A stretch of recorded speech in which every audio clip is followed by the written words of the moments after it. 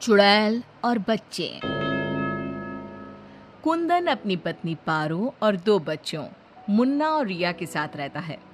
चारों का परिवार अच्छा खासा खुशहाल चल रहा था, लेकिन एक दिन उसकी पत्नी पारो सीढ़ियों से फिसलकर गिर गई और अस्पताल पहुंचने से पहले ही उसने दम तोड़ दिया।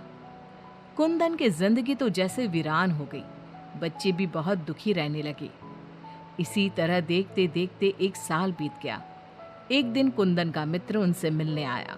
अरे कुंदन, तुम इन बच्चों के लिए दूसरी शादी कर लो। कम से कम बच्चों की ठीक से परवरिश तो हो जाएगी।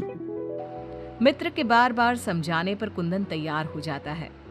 नई माँ रूपा शुरू में बच्चों और कुंदन का बहुत ख्याल रखती है, पर 6-7 महीने बाद ही वो कुंदन के जाने के बाद आराम से सो जाती।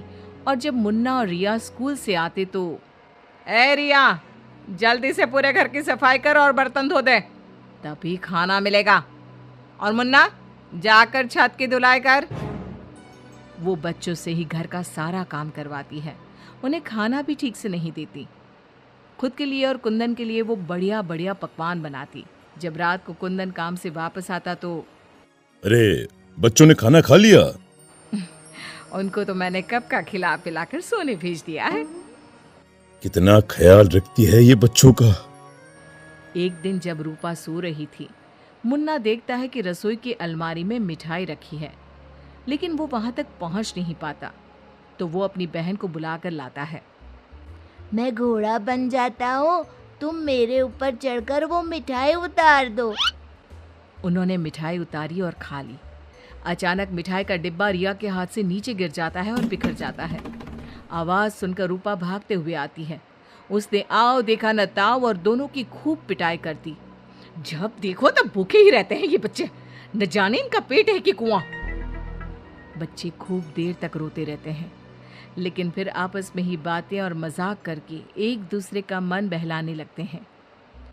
रिया, जब मैं बड़ा हो जाऊंगा ना तो एक मिठाई की दुकान खोल लूंगा। पहले हम लोग खूब सारी मिठाइयाँ खाएंगे और फिर बेचेंगे। मुन्ना, मेरी तो शादी हो जाएगी, तुम अकेले ही सारी मिठाइयाँ खाओगे ना? अरे हाँ रे, तब तक तो मेरी भी शादी हो जाएगी। कुंदन जब घर आता है तब उसकी माँ बच्चों की खूब शिकायत करती है। अरे बच्चों, तुम्हारी माँ तुम्हारा कितना ध्यान रखती है। आखिर क्या कमी है तुम दोनों को? पिताजी, उनकी बात पूरी भी नहीं हो पाती कि हाँ हाँ कह दो कि मैं तुम्हें खाना नहीं देती, सारे दिन घर के काम करवाती हूँ, कह दो ना। मुन्ना चुपचाप खड़ा रहता है। अब तो हम दोनों को पिताजी से बात भी नहीं करने देती। नहीं माँ। मुन्ना और रिया बहुत दुखी होते हैं। रात को इन बच्चों ने नाक में दम कर दिया है, तुम इन्हें लेकर जाओ और कहीं जंगल में छोड़कर आओ। अरे ये क्या कर रही हो तुम? ये दोनों मेरे जिगर के टुकड़े हैं, इनके बिना मैं कैसे रहूंगा? कुंदन को बार बार समझाने पर भी जब वो नहीं मानता, तब उसे एक उपाय सूझता है। कुछ दिनों तक वो बच्चों के साथ खूब अच्छे व्यवहार का नाटक करती है। बच्चे खूब खुश रहते हैं। एक दिन, सुनो, जल्दी से नाश्ता लगाओ, मुझे 2 दिन के लिए शहर जाना है। रूपा बहुत खुश होती है। वो सोचती है कि ये तो बच्चों को जंगल में छोड़कर आने से रहा, मैं ही इन्हें छोड़ आती हूँ। कुंदन के जाने के बाद, बच्चे चलो, आज हम तुम्हारी नानी के घर चलते हैं। बहुत देर तक चलते चलते जब वो सब घने जंगल में पहुंच जाते हैं तब, माँ, इधर का नानी का घर है, लगता है हम रास्ता भूल गए हैं। अच्छा, तुम लोग यहीं रुको, मैं रास्ता पूछकर थोड़ी देर में आती हूँ। हाँ, ये कहकर रूपा उन्हें वहीं छोड़कर चली जाती है। बहुत देर हो जाती है और रूपा वापस नहीं आती तो, माँ कब आएगी भैया? इस तरह सुबह से शाम हो जाती है। जहाँ एक तरफ बच्चे जंगल में अपनी माँ का इंतजार कर रहे होते हैं, वहीं दूसरी तरफ रूपा घर में आराम से बैठी थी। इसी तरह 2 दिन बीत जाते हैं और 2 दिन बाद कुंदन जब घर वापस आता है तो, बच्चे कहाँ हैं? मैं उन्हें जंगल में छोड़ आई।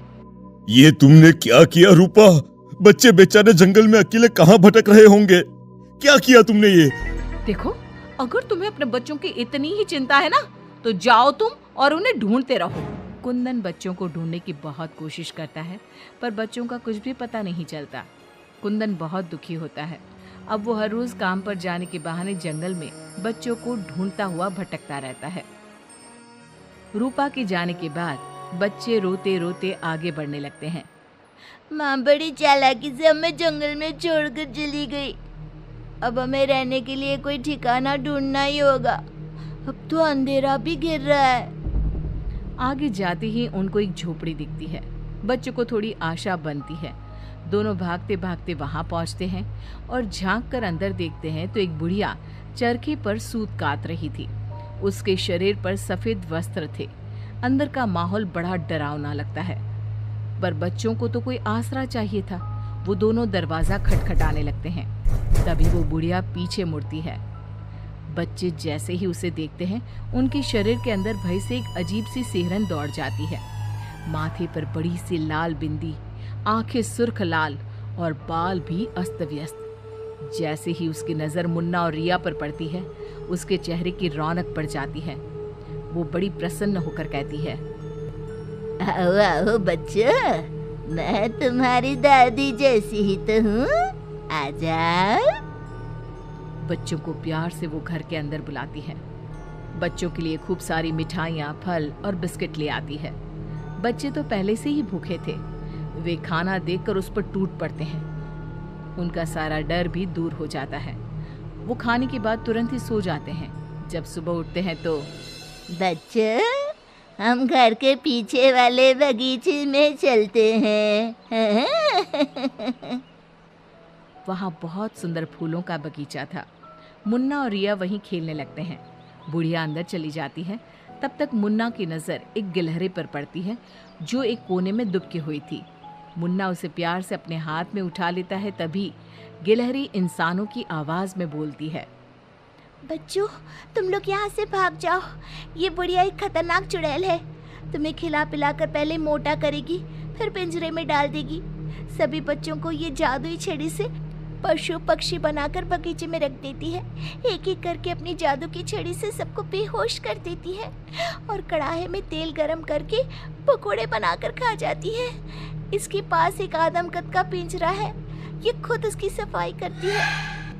ये कहकर गिलहरी जमीन पर कूद जाती है।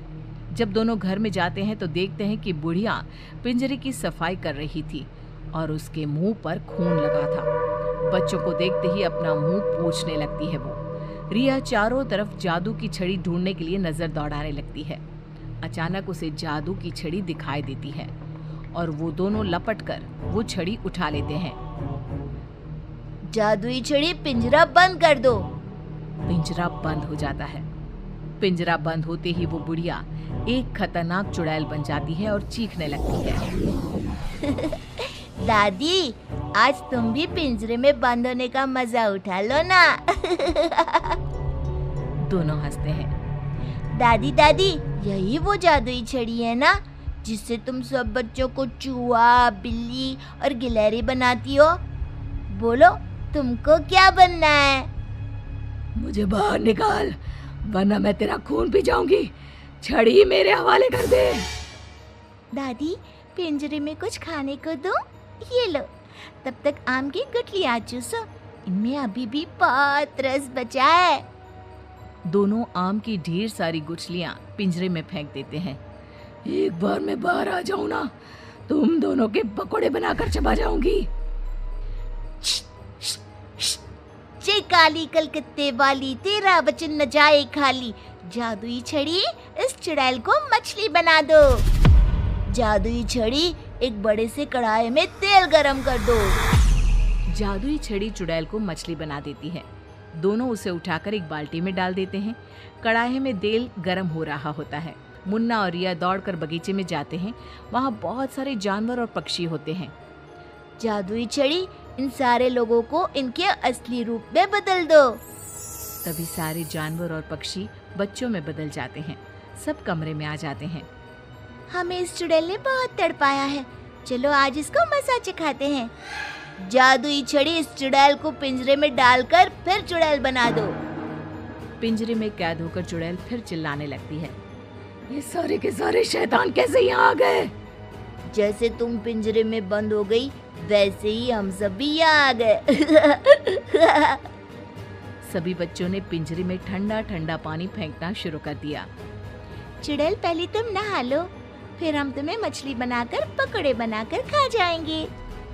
सभी बच्चे ताली बजाकर खूब हंसते हैं। बच्चों मुझे माफ कर दो, मैं कभी ऐसा नहीं करूंगी। एक बार मुझे पिंजरे से निकाल दो।